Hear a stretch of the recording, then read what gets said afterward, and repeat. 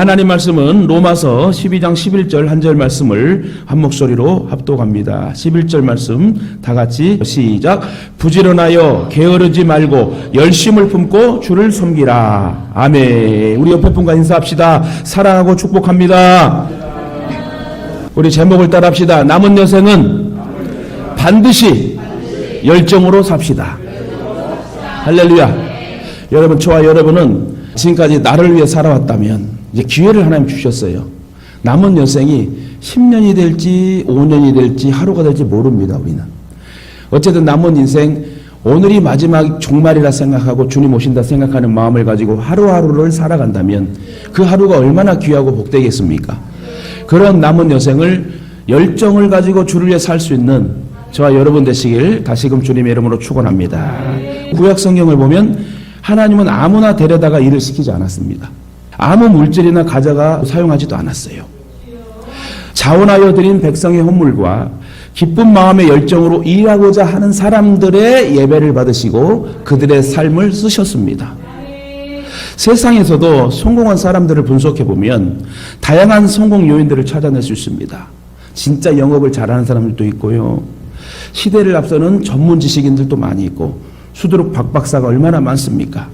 그러나 그 어떤 것보다 중요하며 성공한 사람이라면 반드시 갖고 있는 공통적인 요인이 뭐냐면 그것은 다름 아닌 남다른 열정이 있다는 거예요. 여러분, 열정 있는 자가 여러분 멋있지 않습니까? 열정이 있기 때문에 종교개혁이 일어났고 열정이 있기 때문에 이 나라가 민족이 독립이 됐고 할렐루야. 열정적, 환경적, 유전적 요소를 뛰어넘습니다. 열정은 어떠한 열정도 뛰어넘고 열정은 어떤 환경적, 유전적 모든 요소를 다 뛰어넘는 거예요. 열정이 있다면. 성공한 사람들도 실패가 있었습니다. 그러나 실패에 주저하지 않고 다시 일어섰던 모든 사람들에게는 뭐가 있었다? 남다른 열정이 있었다는 거예요. 7.8기 백절불굴의 신앙. 나는 하나님이 함께 하셔. 나는 일어날 것이야. 주저하지 않아. 난 이 자리를 지키며 주님 앞에 죄를 깔고 기도할 거야. 이런 믿음의 열정이 있었기 때문에 하나님께서 쓰셨다는 거예요. 열정은 일이 되게 하는 에너지입니다. 열정을 갖고 있는 사람은 자신이 하고 있는 일에 미쳐있는 사람들이야. 공부하는 것도 사업하는 것도 열정이 없으면 아무것도 이루지 못합니다. 미친 열정으로 주님 앞에 나아갈 때 하나님 그렇게 쓰신다는 거예요. 이 열정은 바로 믿음을 통해 주시는 건데 우리가 믿는 예수님을 바라보며 성령님이 내게 임하면 우리는 열정을 갖게 됩니다. 엘리야는 참으로 열정을 가지고 살았어요. 모세도 다윗도 에스더도 모든 성경의 훌륭한 인물들은 열정이 있었다는 거예요. 나라 사랑하는 열정, 영혼 사랑하는 열정, 그런 열정이 있었기 때문에 여러분 그들은 아름다운 훌륭한 인물로 성경에 기록됩니다. 이처럼 하나님은 남달리 뜨거운 열정을 가진 사람을 사랑하시고 귀하게 들어 쓰신다는 거예요. 하나님을 향한 열정을 가지고 복되게 신앙생활을 하는 성도 되길 주님의 이름으로 축원합니다. 오늘 본문의 바울은 부지런하여 게으르지 말고 열심을 품고 주를 섬기라 말합니다. 뭐라고요? 게으르지 말고 열심을 품고 주를 섬기라. 한가한 머리는 마귀의 작업장이다. 여러분 한가하지 마세요. 한가하게 되면 죄짓게 되는 거예요. 바빠야 돼요. 열정으로 바쁘세요. 주님으로 바쁘세요. 이 말씀은 신앙생활에 있어 열정 있는 삶이 필요하다는 것을 의미하는데 특히 말씀을 들을 때 새로운 열정이 생깁니다. 하나님은 열정의 사람들을 좋아하십니다. 하나님의 역사를 경험한 사람들도 다 열정의 사람들이었어요. 하나님은 열정 있는 사람들을 들어 사용하십니다. 때로는 시행착오를 경험하고 때로는 이런저런 일도 있지만 열정의 사람들을 통해서 하나님의 역사는 오늘도 계속되고 있습니다. 그래서 저와 여러분이 열정의 주인공이 되어 새로운 역사를 써가는 축복의 주인공 되시길 주님의 이름으로 축원합니다. 바울은 사도행전 20장 24절에 나의 달려갈 길과 주 예수께 받은 사명 곧 하나님의 은혜의 복음 증거하는 일을 마치려 하면은 나의 생명을 조금도 귀한 것으로 여기지 아니하노라. 바울은 복음의 열정에 사로잡힌 자였습니다. 복음의 열정에 사로잡힌 그를 감옥도 막을 수 없었고 태장도 막을 수 없었고 돌에 맞아 죽어가는 위험도 막을 수 없었습니다. 사형장의 칼날도 결코 복음을 향한 그 열정을 막을 수 없었습니다. 마침내 바울은 복음으로 세계를 정복했습니다. 그런데 역사가 토인비는 이렇게 기록합니다. 바울이 걷는 발걸음 한 걸음 한 걸음마다 세계는 변하고 있었습니다. 그의 열정은 아시아를 변화시켰습니다. 그의 열정은 로마를 변화시켰습니다. 그의 열정은 유럽을 변화시켰고 마침내 그의 발걸음은 세계를 복음으로 정복하는 발걸음이 되었습니다. 할렐루야. 저와 여러분이 마음을 먹고 열정을 갖고 나아간다면 지금 당장 나가서라도 전도할 수 있어요. 열정이 있어야 돼요. 어떠한 열정? 영혼 사랑하는 열정. 목회자와 성도의 공통점의 하나는 영혼 사랑하는 마음이 있어야 돼요. 영혼을 사랑하는 마음이 없으면 목회하면 안 돼요. 영혼 사랑하는 마음이 있어야 된다는 거예요. 이처럼 열정은 사람에게 꿈을 꾸게 합니다. 계획을 세우게 하고요. 선한 계획을 이루어내게 도와줍니다. 열정 없이는 아무리 위대한 비전과 거대한 꿈도 이루어낼 수 없다. 영혼의 불꽃처럼 우리 안에서 타오르는 에너지, 그 무한대의 힘이 열정이라는 거예요. 근데 여러분, 열정의 가장 무서운 적은 태만과 게으름과 자포자기래요.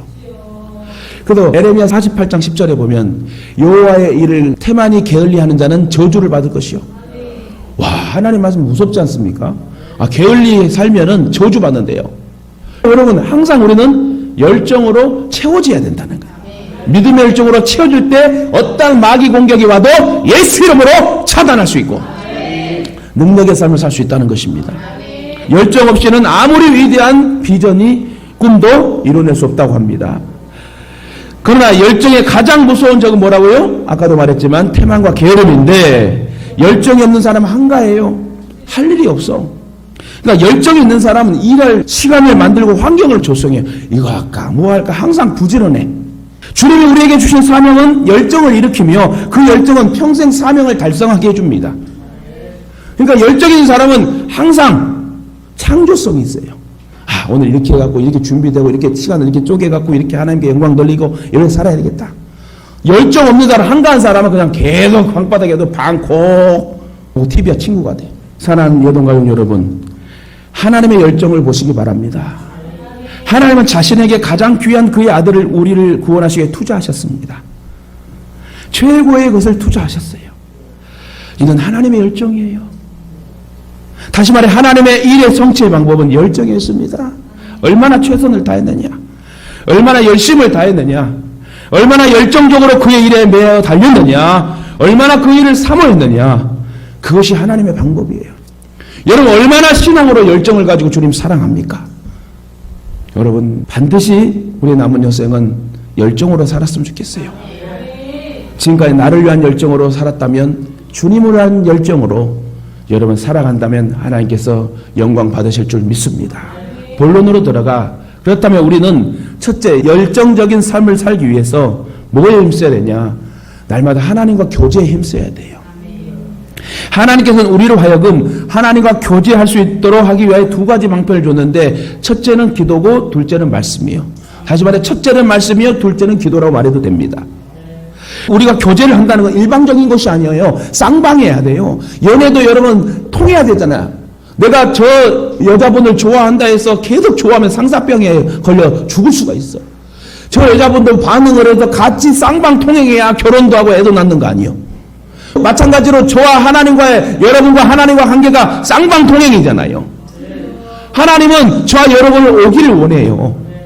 이 성전에 앉아 예배드리기를 원하신다는 거예요. 상대방이 하는 소리를 잘 듣고 대답할 수가 있어야 됩니다. 사실 오늘의 문제는 가난이 아니면 질병도 문제가 아닙니다. 하나님을 떠난 인간, 그것이 문제예요. 하나님을 떠났다는 거. 하나님의 형상을 상실한 인간, 그것이 문제입니다. 본래의 인간은 진실과 선함과 아름다움으로 창조되었어요. 에덴 동산에도 쫓겨나지 않을 정말 하나님이 주시는 복의 상태로 하나님 창조하셨어요. 누릴 거 다 누리고 다스리라. 근데 여러분, 하마르트이 죄가 들어와가지고 그 관역을 벗어나는, 주님의 초점을 벗어나게 하는 그 죄가 들어와서 우리 후손들이 회개하며 살아야 되고 예수 잘 믿고 살아야 된다는 겁니다. 우리는 하나님의 형상을 지음받았습니다. 하나님 형상으로 지음받은 존재예요. 하나님과 교통하고 살 수 있는 경건이 있습니다. 바른 양심을 갖고 살아가는 또 도덕성이 있죠. 남을 자기처럼 아끼고 도와주는 또 사회성이 있습니다. 혼자는 살지 못해요. 나는 혼자 사는 사람 참 외롭다고 생각해. 저는 그래서 절대로 우리 예동의 가족들과 함께 갈 거야.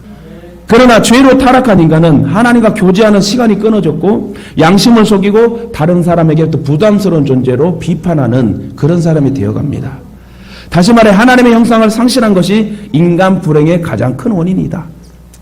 우리 성도의 신앙생활에서도 가장 중요한 부분은 창조주 하나님을 만나야 되잖아요. 교통해야 되고 교제해야 되는 거예요. 중요한 것은 하나님을 아버지로 모셨으면 아버지 하나님과 정말 대화하고 교제하는 그런 삶이 되어야 되지 않겠습니까?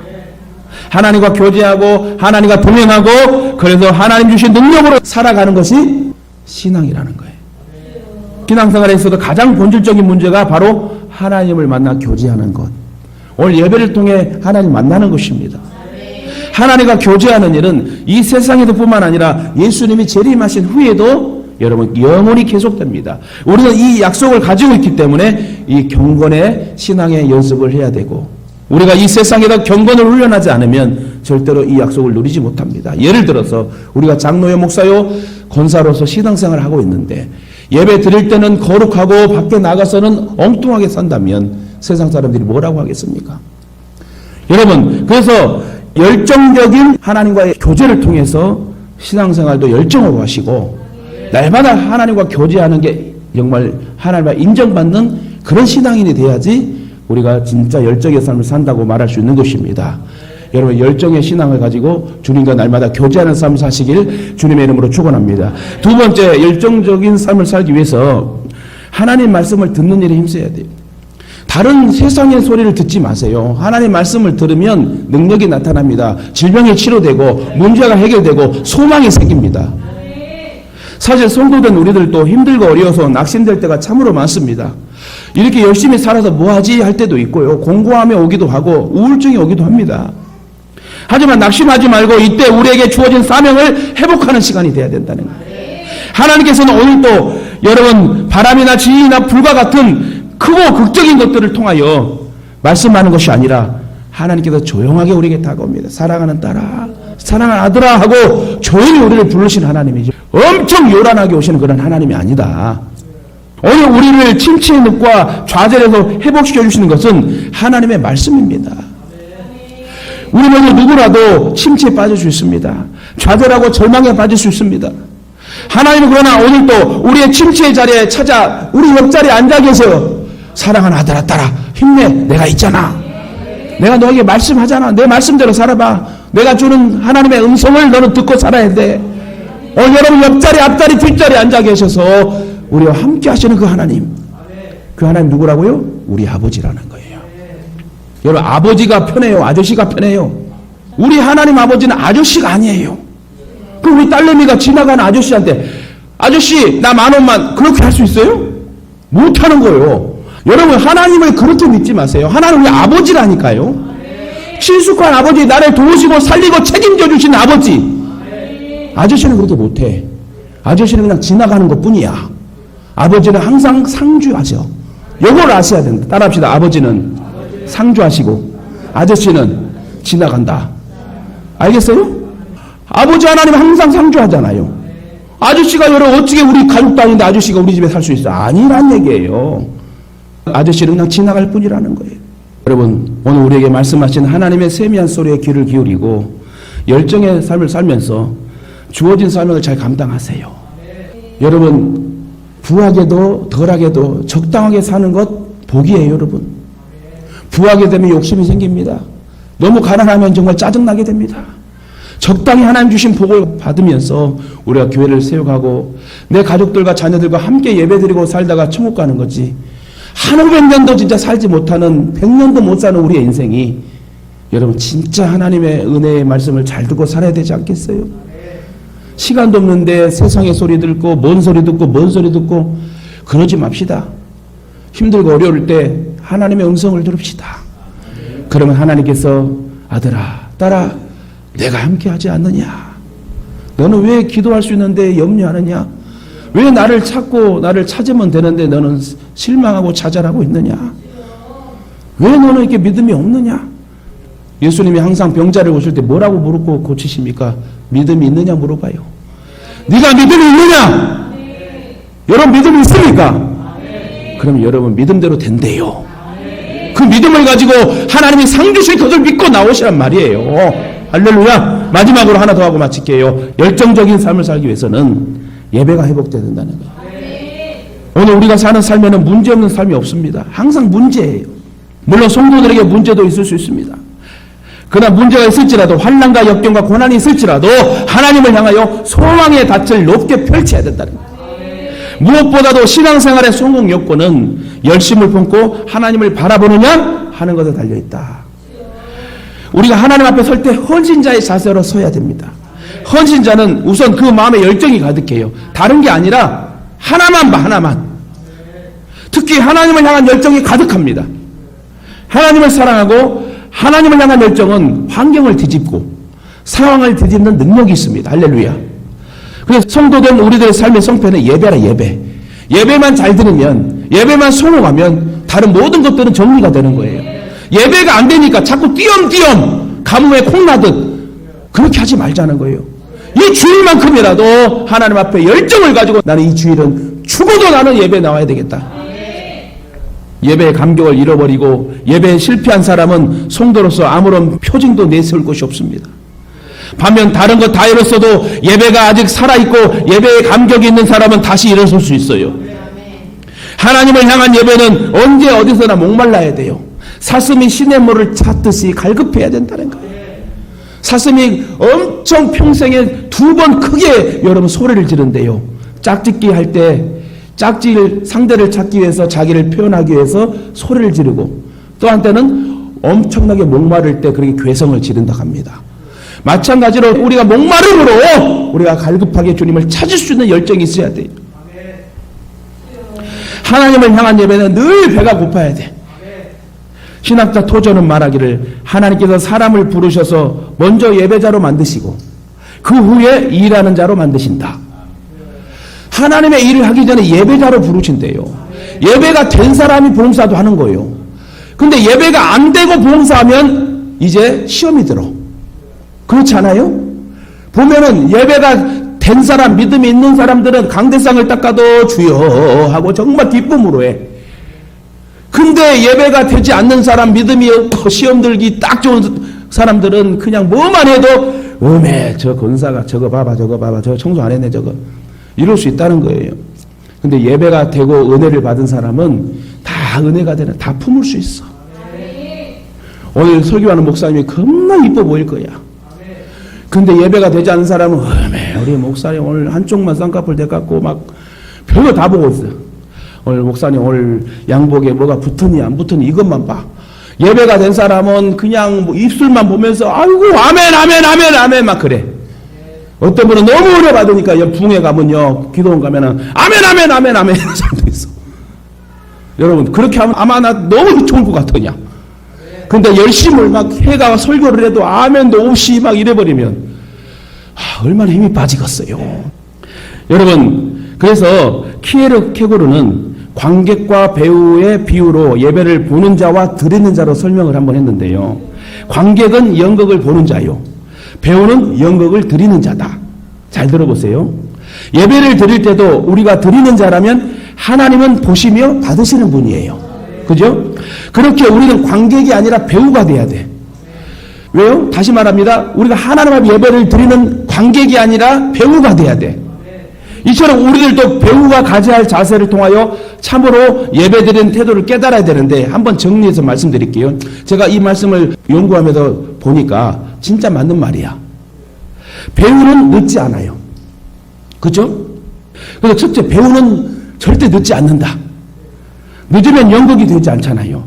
늦으면 예배를 드리는 것이 아니라 보는 거예요. 다시 말해 우리 성도들도 절대 예배를 늦지 마세요. 두 번째, 배우는 연극 중에 일찍 가는 법이 없다. 어떤 사람은 축도하기 전에 그냥 가. 뭐가 급한지. 축도는 여러분 가장 하나님이 주실 복의 선언이거든요. 연극을 다 끝낸 후에 여러분 집으로 돌아가지 않아요.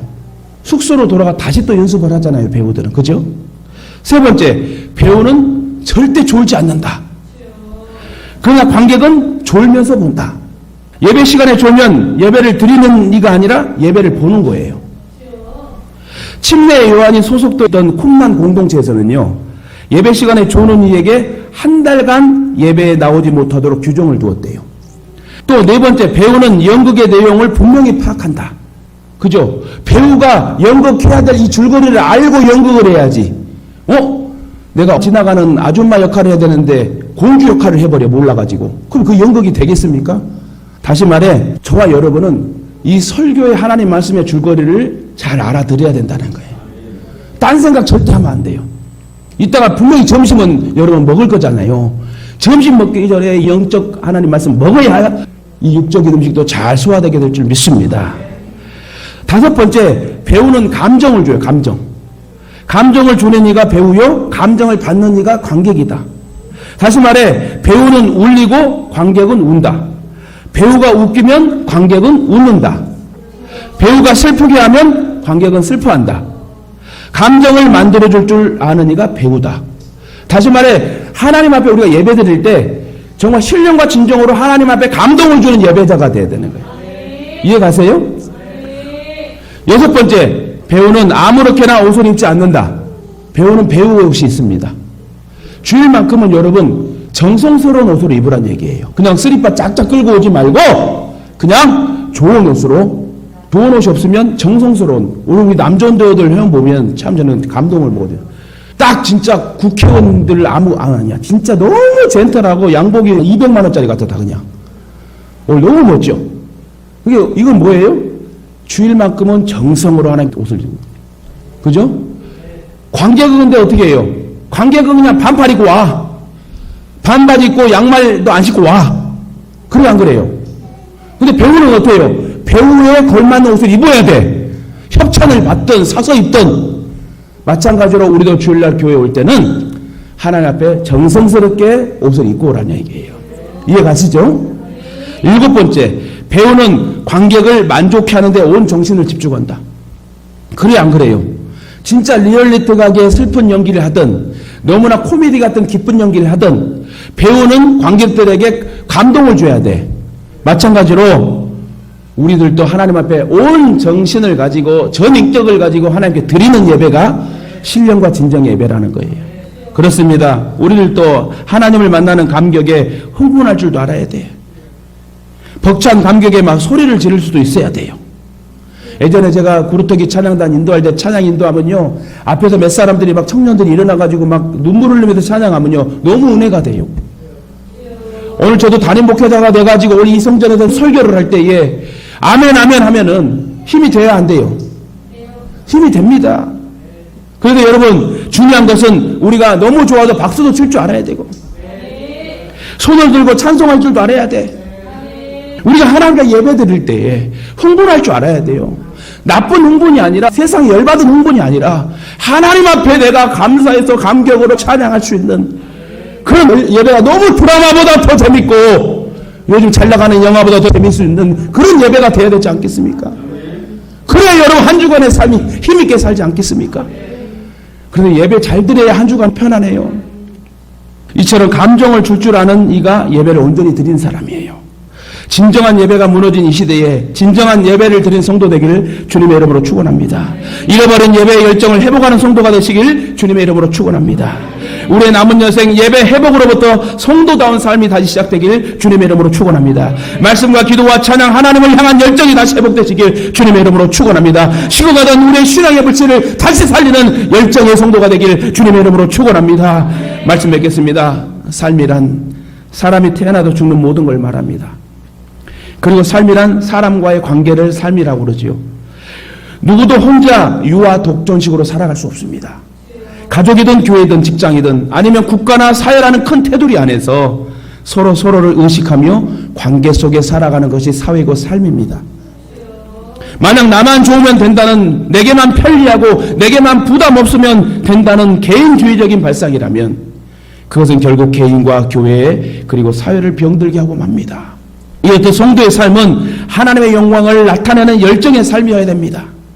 그리고 날마다 하나님의 응답과 기적을 경험하는 삶이 돼야 돼.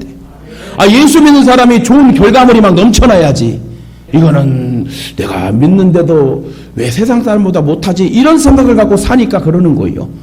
나는 세상 사람들보다 하나님을 믿는 자녀이기 때문에 잘 될 거야, 풀릴 거야, 열릴 거야, 뚫릴 거야, 간증할 거야.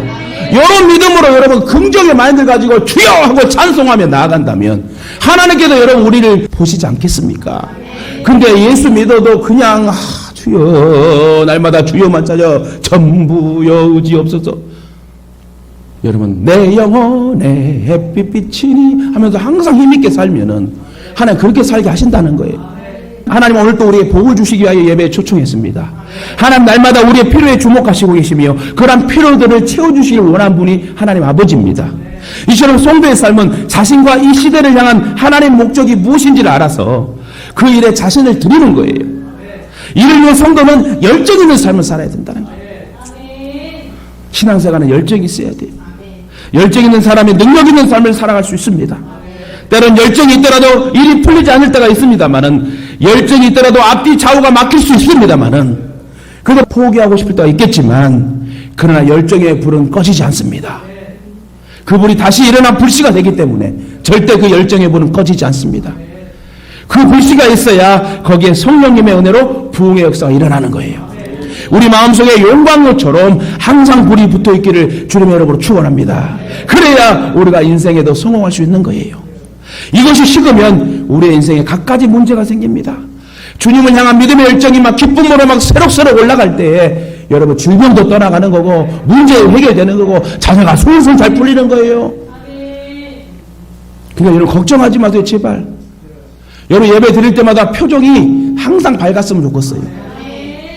내가 우울하다 해서 우울한 표정 짓다 해서 해결된다면 그렇게 하세요. 근데 그렇지 않아요. 하나님은 정말 기쁨으로 사는 사람, 은혜로 사는 사람, 열정으로 사는 사람을 하나님 쓰신다는 거예요. 저는 우리 교회도 저도 여러분도 반드시 열정으로 하나님 쓰실 거예요. 왜요? 하나님을 사랑하고 바르게 예배하고 말씀 중심으로 가는 이 교회를 하나님이 기억하시고 연약한 성도들을 돕고 죽어가는 생명을 살릴 수 있는 그런 축복의 교회가 되게 될 줄 믿습니다.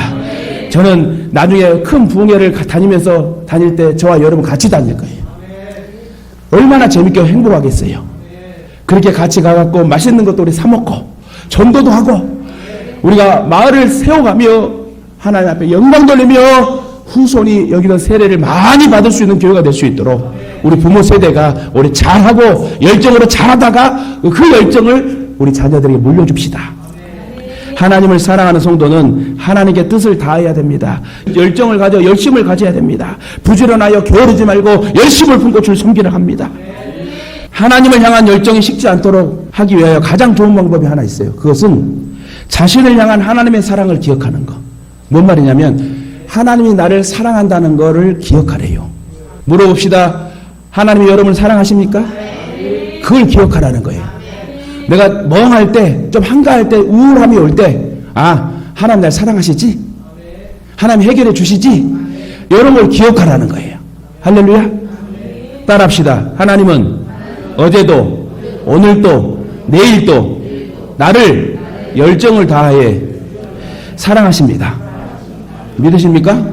그러므로 나도 남은 여생 반드시 하나님을 열정으로 사랑하겠습니다. 할렐루야. 여러분 진짜 우리 남은 여생 하나님 앞에 사람 앞에 인정받고 칭찬받읍시다.